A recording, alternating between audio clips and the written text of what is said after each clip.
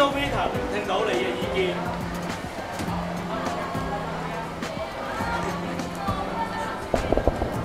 嗱，中秋節有月餅食，端午節有粽食，復活節有蛋派，新年有利是收，情人節有花收，咁聖誕節咧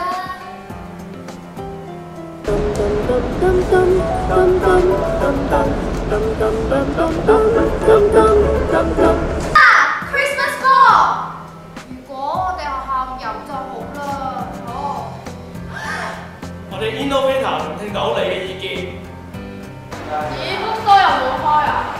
佢明明話呢個時間會開嘅喎。哇！我希咁佢趕住做喎，冇喎點做？咪係咯，點算啊？成個禮拜都唔開，點買到做功課啊？我記得上次我諗住嚟買簿，點知佢已經排晒場，咁我排隊啦，點知排咗成個小息都買唔到簿。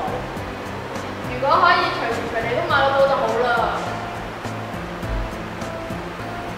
我哋 Innovator 聽到你嘅意見，我哋將會改變 bookstore 嘅營運模式，由傳統嘅方式改為訂單模式，等同學可以隨時隨地透過訂單預訂書簿同埋文具。